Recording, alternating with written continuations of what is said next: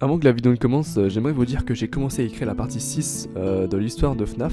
Donc sur FFPS et UCN, il y aura les deux FNAF dans la même vidéo, mais je ne la sortirai qu'aux 500 abonnés.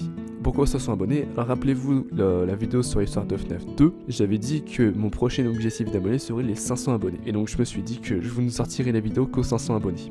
Voilà, comme ça, voilà, je fais un petit objectif à atteindre.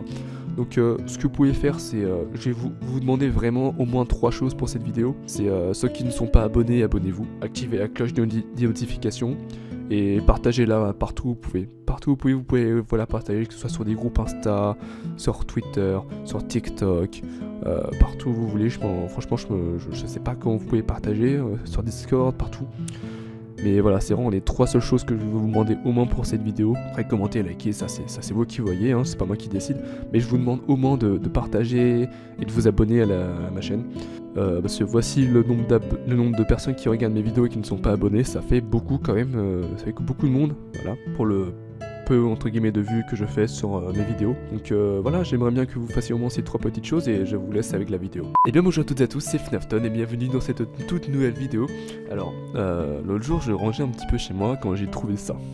Alors, vous ne savez pas ce que c'est, mais pour ceux qui me suivent depuis 2020, vous allez reconnaître ce que c'est. Faut savoir que au début de ma chaîne, parce que ouais 2020 c'était encore le début de ma chaîne. Début de ma chaîne, je faisais des vidéos sur FNAF, beaucoup de vidéos sur FNAF et donc évidemment il y avait aussi des vidéos de théorie sur FNAF. Et donc ce cahier regorge d'énormément de théories que j'ai écrites entièrement qui datent de 2019. Je ne rigole pas. Alors, il y en a énormément qui datent de 2019, mais il y en a aussi de 2020. Là, par exemple, aujourd'hui, c'est une petite vidéo divertissement, voilà, que je vous sors. Donc, elles vont pas rentrer dans les vidéos dossier études ou histoire de FNAF. Là, c'est vraiment pour revoir un petit peu comment je réfléchissais à l'époque, voilà, comment je réfléchissais, quelles sont mes théories, quels sont mes arguments, voilà, est-ce que c'est rationnel, n'est-ce pas? Alors, j'ai relu vite fait avant le tournage ce que j'avais écrit. Donc, aujourd'hui, on va faire FNAF 4, voilà, on va faire mes théories sur FNAF 4. Alors, il y en a deux qui tiennent sur 2 pages. J'ai même marqué les dates d'écriture. J'ai commencé le 28 janvier 2020, j'ai fini le lendemain. Voilà, donc ça date un peu, ça va faire bientôt 3 ans là en janvier que j'ai écrit ces théories. Ça commence à faire longtemps que j'ai écrit tout ça. Voilà, donc je propose que l'on commence tout de suite, hein, écoutez.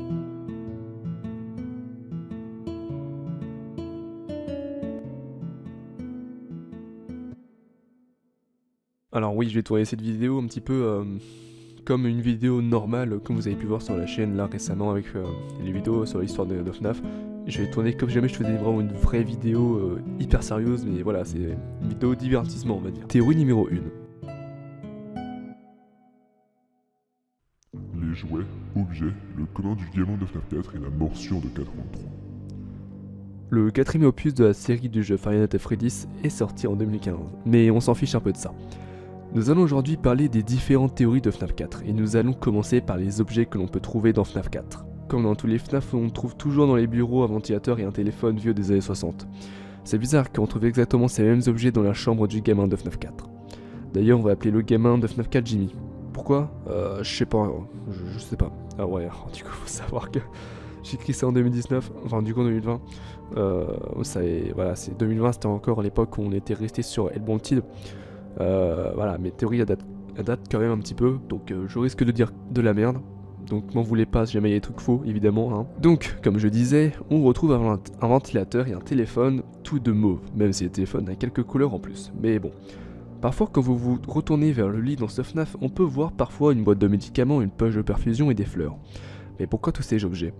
Dans la dernière cinématique où c'est avant la nuit 5, donc c'est celle avant la nuit 5, hein, on peut voir 2 animatroniques sur une scène qui semble être Fredbear et Spring Bonnie, qui va devenir Springtrap et Fredbear va devenir Nightmare Fredbear, la version Nightmare de Nightmare. Bref, donc après, les amis de ce qui semble être le frère de Jimmy vont prendre Jimmy et le mener à la mâchoire de Fredbear qui va se refermer sur le lobe frontal de Jimmy. Après ça, on va appeler cet accident la morsure de 83. Et oui, cette fois-ci, c'est Fredbear qui aura causé cette morsure. Mais elle est en 1983. Pour les fleurs que l'on peut apercevoir dans les nuits et sur la table de chevet de Jimmy, j'ai ma petite idée. Elles sont là car c'est le frère de Jimmy qui les lui a offertes. Les médicaments et la poche de perfusion, c'est car Jimmy est dans le coma, donc il a besoin de médicaments pour se soigner. A la fin du jeu, on a une cinématique où à la fin, il y a 2 phrases avec marqué « You are broken, I will put you back together » qui veut littéralement dire « Tu es cassé, je vais te remettre ensemble ». Et en plus, c'est une peluche de Fredbear qui parle. Et ce n'est pas juste dans son coma que son frère lui aurait dit ça. Non, parce qu'écoutez la prochaine théorie. Théorie numéro 2. Qui est dans Springtrap et qui était censé être dans les animatroniques qu'a cassé Michael. Avant de commencer, j'aimerais dire que je rappelle encore une fois que j'ai écrit ces théories en 2020. J'avais vraiment 14 ans quand j'ai écrit ces théories. Maintenant j'en ai 17, donc sachez que si je dis entièrement de la merde, ne m'en voulez pas. J'avais 14 ans, j'étais adolescent et con. Je suis toujours, mais beaucoup moins. Mais ce que je veux dire, c'est que voilà, c'était en 2020. Je suis toujours très fan de FNAF, mais je regardais pas autant de théories que je pourrais le faire maintenant, quoi. Genre, ça veut dire que je m'intéressais vraiment à l'aspect histoire du jeu, dans le sens où j'avais pas fouillé, j'avais pas cherché midi à 14h, je cherchais vraiment du raisonnement logique et rationnel, et j'avais pas cherché dans une petite phrase qu'on pouvait retrouver par-ci par-là, voilà. J'avais vraiment cherché à l'essentiel, on va dire. Voilà, j'ai l'air réellement à l'essentiel, c'est ça un peu qu'on pourrait dire voilà, là-dedans. Donc ma théorie va se baser sur l'événement que nous on peut voir dans le jeu, et ce qui peut être logique et rationnel. Après évidemment, après je vais expliquer pourquoi c'est pas possible, et pourquoi ce n'est pas ça évidemment. Donc on va passer donc à la deuxième et dernière théorie. Dans cette théorie, nous allons parler de Jimmy et de ma toute première théorie de la chaîne, théorie pourquoi William demande à son fils d'aller détruire les électroniques. Vous pouvez d'ailleurs la retrouver, elle est toujours présente, cette vidéo. Donc vous allez sur la page de ma chaîne, vous descendez tout en bas, normalement c'est la troisième vidéo. Oui, parce que tout ce que j'ai dit dans cette vidéo, vous allez l'oublier. Car les électroniques qu'a cassé ou plutôt démantelé Michael n'étaient pas pour William, mais pour redonner vie à son frère pour se faire pardonner. Comme vous savez, Jimmy est mort par la faute de son frère qui a voulu lui faire une blague de très mauvais coup. Donc FNAF 3 ne se passe pas après Sister Location, mais bien, et comme je le dis dans mes théories sur FNAF 3, en 2032. Ce que ouais, du coup dans ce même cahier, j'avais écrit les théories pour le coup en 2019, sur pourquoi FNAF 3 se passerait en 2032 et pas en 2022 comme c'était dans les théories de base. Donc Michael est assez grand pour travailler et donc pouvoir construire un corps pour Jimmy. Je n'ai pas grand chose à dire dessus car je pense que vous avez compris que Michael est dans Springtrap et que Michael a démonté les animatroniques pour faire un nouveau corps à Jimmy et se faire pardonner. Alors j'aimerais demander à tous les rageux de poser vos armes et de ne pas m'insulter dans les commentaires parce que je rappelle que j'ai écrit ces vidéos en 2020 et que là pour le coup tu vois, même si c'est de la merde ce que je raconte, c'est quand même rationnel. C'est quand même logique parce que même si je ne connaissais pas encore le principe, même si on ne connaissait pas encore trop le principe que je vais citer là, j'ai quand même fait mention du Remnant. Qu'est-ce que le Remnant? C'est le fait d'associer une âme à un objet. Par exemple, c'est comme si c'est comme si mon âme appartenait à mon micro ou à ma lampe qui me sert un petit peu à m'éclairer là pour le moment. C'est comme voilà, si jamais mon âme était dans un objet et que je pouvais en prendre possession et modifier des choses dessus. Donc c'est ça un peu le principe de Remnant et William Afton va beaucoup l'utiliser dans FNAF. Et donc c'est ça en fait que je voulais dire avec Michael, c'est qu'étant donné qu'il a grandi, sûrement que son père donc William lui a appris un petit peu comment ça fonctionnait et a voulu faire un nouveau corps pour Jimmy. Voilà, enfin du coup pour le Crying Child. Voilà, c'est vraiment le principe de Remnant, c'est ça, c'est le fait d'associer une âme à un objet physique vraiment qui existe.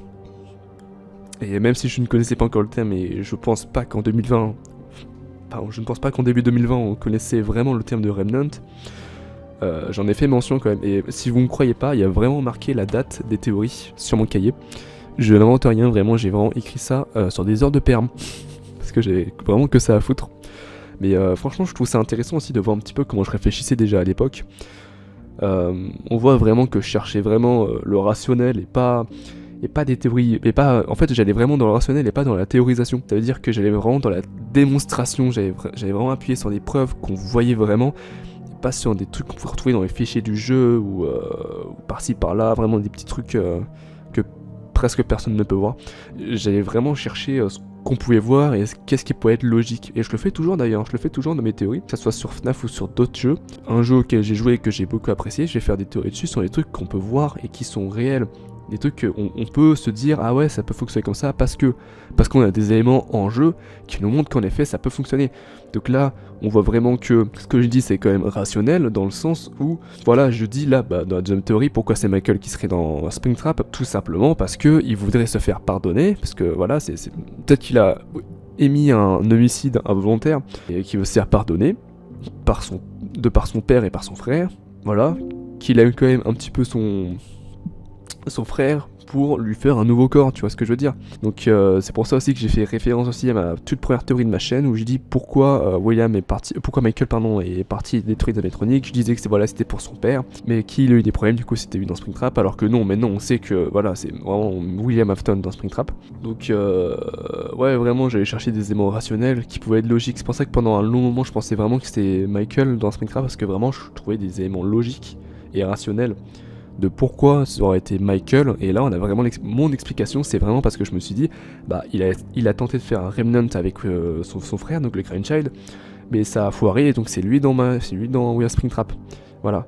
Mais on sait que vraiment que c'est William Afton dans Springtrap, voilà, y a pas à tortiller du cul comme on dit. Donc voilà, c'était une petite vidéo, voilà, pour vous dire que, histoire de vous faire patienter un petit peu pour la 6ème partie, oui, parce que je l'ai commencé. Et voilà quoi, c'est tout un peu ce que j'avais à dire. N'hésitez pas à vous abonner, activer la cloche et partager, voilà. Bonne soirée.